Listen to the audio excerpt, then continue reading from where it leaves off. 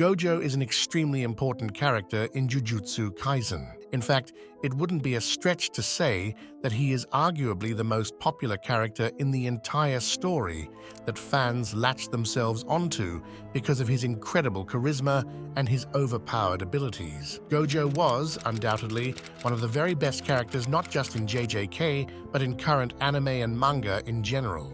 Of course, being in a series such as JJK is never safe for any character, and that also includes the strongest, such as Gojo. As fans might know by this point, Gojo is dead, and he was killed by Sukuna when the two clashed in a much-awaited battle during the Culling Game arc. However, death doesn't have to be final for Gojo. There are certainly ways through which Gojo can return to the series and delight his fans once again. Gojo vs. Sukuna was a high-octane battle that fans absolutely adored. This battle began after Gojo was unsealed, and eventually preparations were made for this clash. Right from its beginning, it was clear that this fight would not be easy for either of these two fighters. It was the clash of the strongest in history against the strongest modern sorcerer, and it was always going to be a thrilling experience for the fans. Right from the get-go, it was clear that they were evenly matched. Sukuna had finally met his match and someone who could push him beyond all his limits. Meanwhile, Gojo finally found someone to test his limits against, and throughout the fight, these two characters kept trying to one-up each other. Of course, they had their differences in their fighting styles. Sukuna, who possessed more cursed energy, relied on his incredible cursed technique that allowed him to dice and dismantle. Meanwhile, Gojo made incredible use of Limitless, and at the same time, his amazing reverse cursed technique to make it so that his cursed technique became almost infinite. For the vast majority of the fight, Gojo certainly held the upper hand. Even though he didn't have as much cursed energy, his efficiency while using his energy was incredibly amazing,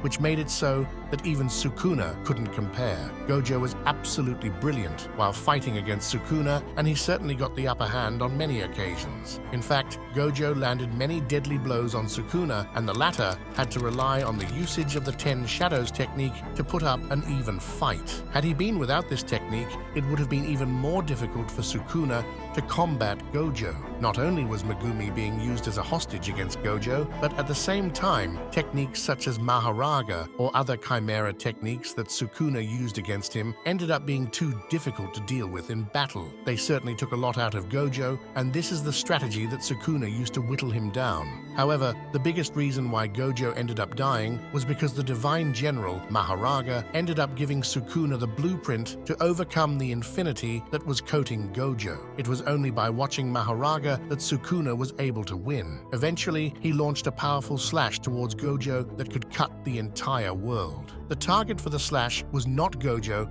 but the entire world, and the infinity was included in it. As a result, the infinity was bypassed, and Gojo ended up being sliced apart in two. When Gojo started fighting against Sukuna, it was quite clear to the fans that one of these two characters would face a devastating loss. However, not many fans predicted that this would be the place where Gojo would end up dying. At the end of the day, Gojo was an overpowered character who would in many ways hinder the growth of the next generation. Killing him off would be, in that regard, necessary in order to see the next generation prosper. However, at the same time, Gojo had his own story arcs, and he wasn't simply a tool to progress other characters. His own plot points were all abandoned, and while that is indeed bad, it also gives fans hope that his story isn't over just yet. This isn't the first time that Gojo has died in the series, and this may not be the last one either. When Gojo fought against Toji, he was utterly crushed in battle and defeated. Gojo was left to die, however. This is when he tapped into the power of reverse curse technique for the very first time and learned how to heal. Gojo returned stronger than ever before and finished Toji off with a powerful hollow purple.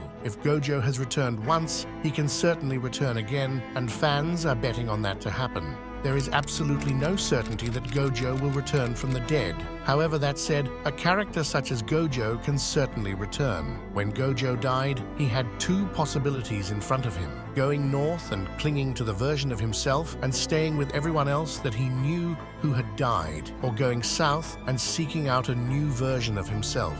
Fans do not get to see the choice that he made. However, knowing the person that Gojo is, he would likely end up going south. This could force Gojo to return as a newer version of himself. This doesn't necessarily mean that Gojo will return stronger than ever before. It is possible that to return to life, Gojo would have to give an equivalent sacrifice, such as his cursed technique, or potentially more things such as the 6 eyes. However, this way, at the very least, Gojo can make a return. Previously, fans were betting on Gojo to utilize his reverse curse technique to heal himself again since his brain was still intact. Gojo mentioned that as long as his brain isn't destroyed, he can always heal himself, even from death's door. However, it doesn't seem like he's going to be healing anytime soon. The story has progressed quite a lot ever since Gojo has died, and he has not been showing any signs of rebirth. It is possible that he will receive help from a third party, such as Shoko or Yuta, but at the same time, it is also possible that Gojo will actually trigger a rebirth all by himself by sacrificing his powers and returning to life once again to watch over his students reach new heights and even surpass him as Jujutsu sorcerers. At the end of the day, Gojo has a dream that he wants to fulfill, and that is to crush the current Jujutsu order and create a better world in his own way. That was his reason to become a teacher, and he simply cannot give up on his goals just like that. That's about it for this video today. If you enjoyed watching this video, give it a thumbs up and subscribe for weekly anime content. See you again.